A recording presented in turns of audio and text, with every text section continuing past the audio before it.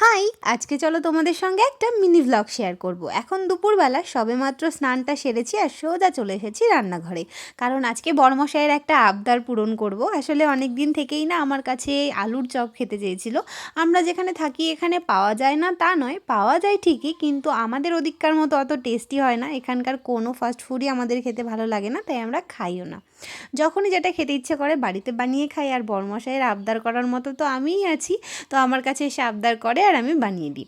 তো অনেক দিন থেকেই বলছিল, কিন্তু যেহেতু মাম্মাম থাকে, মাম্মামকে নিয়ে তো আর সবসময় সব কিছু করা সম্ভব হয় না। কিন্তু আজকে মাম্মাম দুপুরবেলায় অনেকক্ষণ ঘুমিয়ে রয়েছে, আর আমারও এখন বিশেষ কোনো কাজ নেই, শুধু শুধু তো বসেই থাকবো। তাই জন্য ভাবলাম চলো আজকেই তাহলে আলুর চপটা বানিয়ে ফেলি। বড়মশাই ডিউটি থেকে এসে সন্ধেবেলায় যখন আলুর চপটা পাবে তখন পুরো চমকে যাবে, কারণ এই ব্যাপারটা সম্পর্কে ওর কোনো আইডিয়াই নেই যে আজকে আমি এটা বানাবো।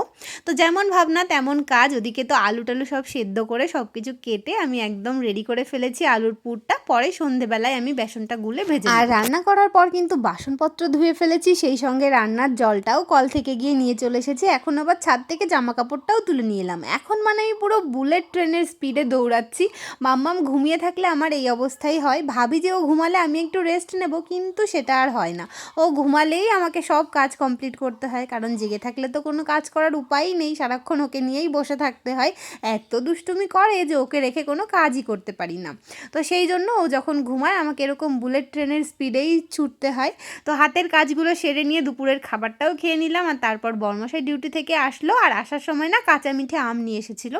তো সেটাই একটু কেটে আমিও খেলাম, বর্মশাইকেও দিলাম, আর তারপর আমরা বিকেলবেলায় তিনজনে মিলে চলে এসেছি কিন্তু ছাদে।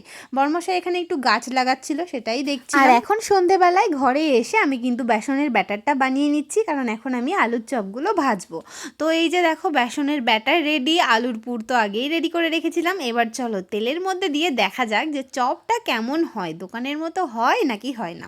আর শুধু আলুর চপ তো ব্যাপারটা ঠিকঠাক জমবে না, তাই জন্য ভাবলাম এর সঙ্গে একটু মুড়িও মেখে নিই। তো এদিকে দেখো মুড়ি মাখা কমপ্লিট, সাথে আলুর চপও রেডি। কেমন লাগছে দেখতে অবশ্যই কমেন্টে জানিও, দোকানের মতো হয়েছে কিনা চপটা। আমরা তো সন্ধ্যেবেলায় চপ মুড়ি খাবো, আর মাম্মামের সন্ধ্যের টিফিনের জন্য ডিম সিদ্ধ করে নিলাম, সেই সাথে আমরা রাতে খাবো তার জন্য দুটো ডিম সিদ্ধ করলাম। এখন চলো মুড়ি খাই, আর তোমাদেরকে বাই বাই।